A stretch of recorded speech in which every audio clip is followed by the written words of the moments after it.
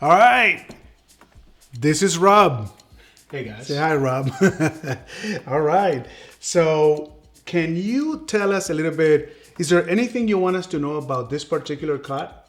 Well, I mean, you're usually going to have to ask your butcher for it, and many butchers won't make it for you. They're usually putting this cut of meat into the sirloin or into some other more traditional Western cut. So you're going to have to ask for it special. With what we do, we're selling shares of a live animal to people. So, when you get a side of beef, which is half a cow, you can custom. They give you a cut sheet when you get it to the processor, and they'll give you exactly what you want. So I was able to get some picanha for this episode right here. That's nice. Now, I'm going to show you the picanha that Rob brought. You can see a difference in color, right? Yeah. And there's a couple of reasons to that. Can you explain? I mean, typically the normal cow versus your product. So the traditional beef is made in kind of an industrial fashion, right? They've got feedlots. They're trying to get the cow to weight as fast as possible. So they're feeding it whatever they can. Usually, a lot of people say, you are what you eat. Well, really what matters is, you are what you eat eats. So, we may be raising cows, but really we're grass farmers.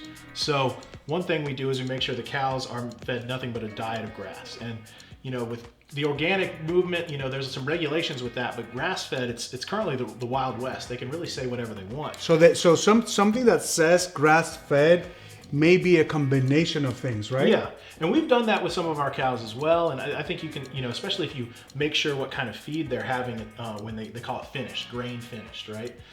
If you control what they're having and it's not a bunch of Roundup ready soybeans and stuff, it can make for a very high quality beef. But with us, this is grass the entire time. We're harvesting the animal in the fall. So now, when you think about that, it's going to be eating green grass right before it gets slaughtered, as opposed to if you were to slaughter it in the spring, it's probably, if it's going to be grass-fed its whole life, it's going to be eating hay all winter, which can affect the taste, and it'll be a different taste.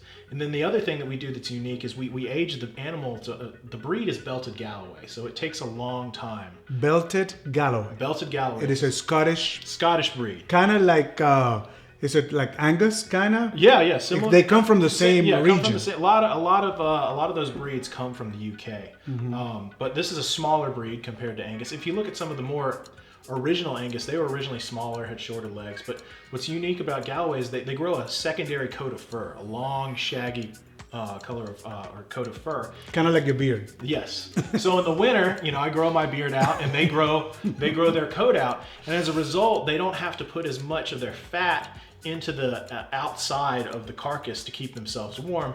They put that fat intramuscularly, which is the marbling that you want for the taste. Okay. But which is rare for grass-fed beef, right? Yes. And they're they're good foragers.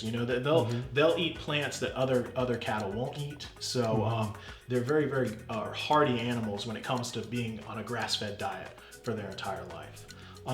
Because they grow so slow, though, they're not very popular for the industrial side of farming. Okay. For us, we take our animals up to 4 years old, 48 months. Wow, which is not common. No. The common animal it's 1 to 2 butchered years. 1 to 2 years tops. Yeah, so this is a slow growing, slow process. It's kind of like a fine whiskey, right? It takes time to make a really, really quality product. Right. And with some of the stuff that the USDA has regulations, we can't even, if it's older than 36 months, we have to sell it as a live animal to our customers. It's there's a lot of regulations with regard to that. They're taking a one-size-fits-all approach to the legislation, which makes sense for industrialized farming, but not really on the small scale that we have here. So that's about it. That's about it, right? Okay. So why does this picanha look like different than that? Okay, so there's something extra that goes into this after you butcher the animal. Yeah. A number of things that cause a difference in the appearance between this, which came from the store, versus this, which came from our farm. We actually went to the store and got this one so we could show you a comparison. Yeah, so one is the color of the fat. If you get an industrialized animal, the fat's going to be very close to like a pure white. You get that yellowed and those off colors from the beta carotene and all the stuff that comes from having a more natural diet, the minerals and stuff from the water that they drink. So the yellow fat Yeah. it's a good thing, right? It's a Which good you thing. You see want that. in very high-end restaurants, you'll see that. Yeah, and it's higher in DHA and all the, you can read about all the health benefits elsewhere. But the other thing is we dry age the entire carcass of the animal for 28 days. The industrial process, they want to go as fast as possible. So this is another thing that takes more time.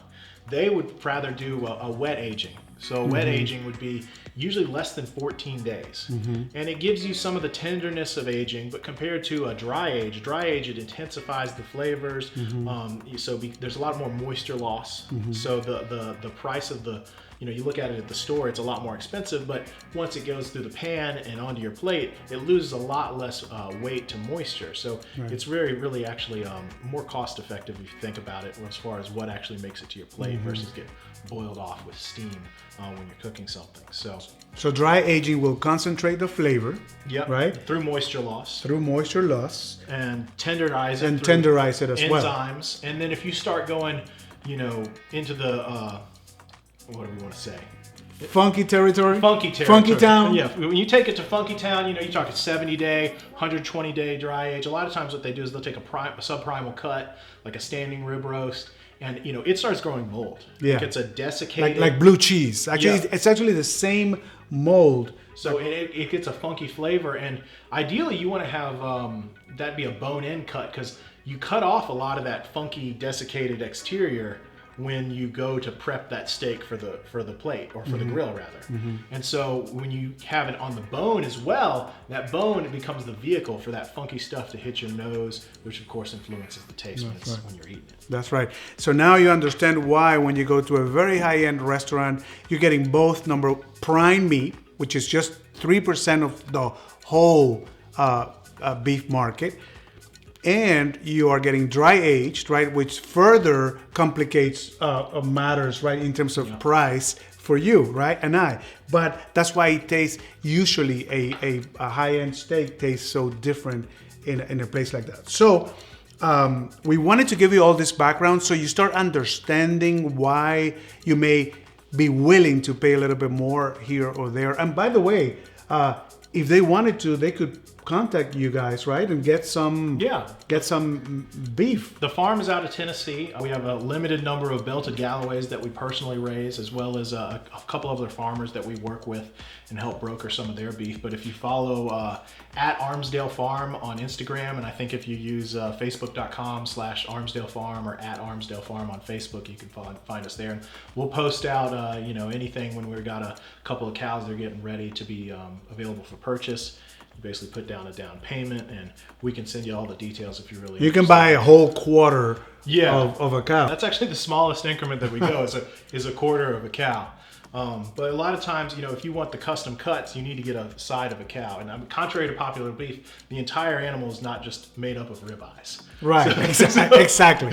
So, but yeah, you get a quarter or a side. What I find a lot of times is I like to get the custom cuts, like the picanha as well. So I like to get a side, and I find a buddy that wants to split it with me, and then we split the stuff that splits up pretty evenly, and then we have like a fantasy football draft for all the remainder.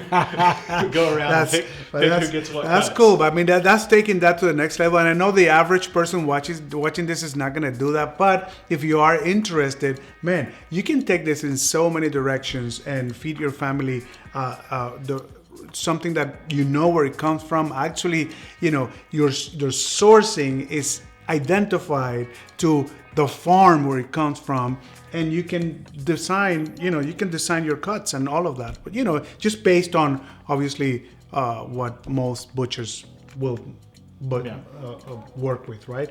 Okay, all right.